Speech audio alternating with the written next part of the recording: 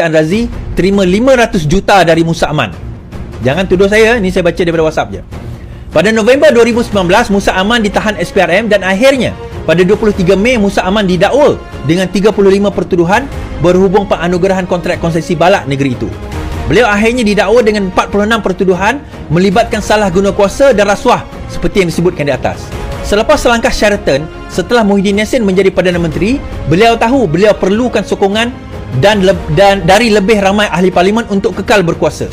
Dia tahu UMNO tidak boleh dipercayai dan sekiranya UMNO tarik diri, maka kerajaan Muhyiddin Yassin akan benar menjadi kerajaan yang gagal. Pada masa yang sama, UMNO juga berkomplot tidak mahu bersama dengan Bersatu, tetapi menjadi kerajaan adalah lebih baik dari menjadi pembangkang. Maka mereka bersetuju, iaitu bersama dengan Bersatu. Untuk itu Muhyiddin Yassin perlukan sokongan di Sabah bagi meyakinkan semua di Sabah, sama ada dari PH, BN, kerajaan dan pembangkang, bagi menyokong Muhyiddin Yassin dan kerajaan pada ketika itu. Seorang yang diketahui mempunyai dana dan kekuatan tersebut tidak lain tidak bukan ialah Musa Aman. Maka dengan kes tersebut, Musa Aman berunding dengan Muhyiddin. Bukan sekadar dia akan membantu membeli ahli parlimen dan kerajaan negeri Sabah, dia juga akan membayar sejumlah wang kepada Muhyiddin Yassin untuk membebaskan beliau. Jumlah yang dimaksudkan ialah kira-kira 500 juta. Pecahan jumlah adalah 200 juta bagi tujuan membeli ahli parlimen dan ahli Dewan Undangan Negeri Sabah, dan selebihnya akan diberikan kepada Muhyiddin Yassin untuk menggugurkan 46 kes Musa Aman. Di sini beberapa peristiwa berlaku. Pada 9 Jun, Musa Aman dibebaskan dari 46 pertuduhan.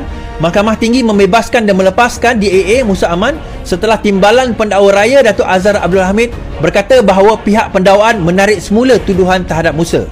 Bermakna AGC telah memberi arahan agar semua pertuduhan ditarik balik sebelum kes tersebut dibicara. Kes itu tidak pernah dirayu oleh Peguam Negara setelah itu. AGC adalah Idris Harun, dilantik pada 6 Mac 2020 oleh Muhyiddin Yassin. Mac dia dilantik, Jun dia membebaskan Musa Aman. Setelah langkah pertama itu berlaku, maka berlaku langkah kedua, iaitu pengambil alihan Sabah. Sebulan selepas itu, iaitu pada 30 Julai 2020, Musa Aman mendapat 33 akun bersumpah menyatakan bahawa dia ada majoriti dan kerajaan Syafiee Apdal telah tumbang. Syafiee Apdal enggan tunduk kepada tersebut dan akhirnya mengumumkan pilihan raya Sabah pada September 2020.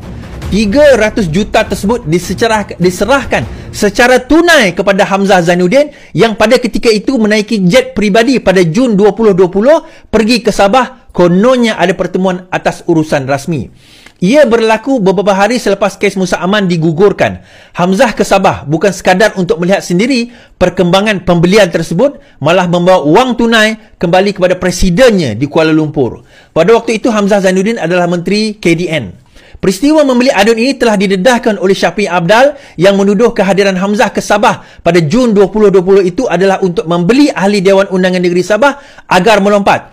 Tidak diketahui oleh Syafiee juga bahawa sejumlah 300 juta bertukar tangan dari Musa Aman kepada Hamzah kepada Muhyiddin Yassin.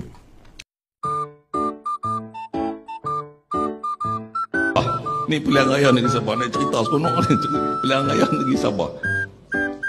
Habis-habis kita menang.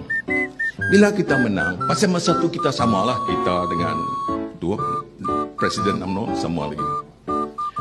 Dia hantar wakil. Dia hantar wakil dalam bilik saya. Dalam bilik saya dan Datuk Taki ada.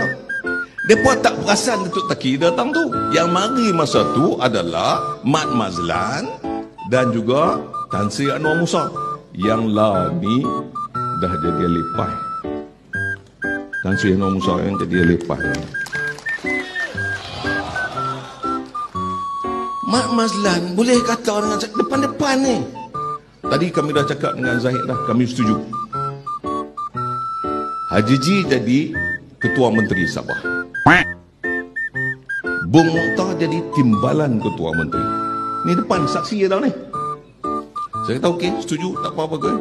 Nak apa lagi? Yang ni nak jadi menteri ni dah. Saya kata okey. Lepas tu ada 6 kursi untuk kita pilih. Maknanya kita boleh, depa di Sabah ni ada kursi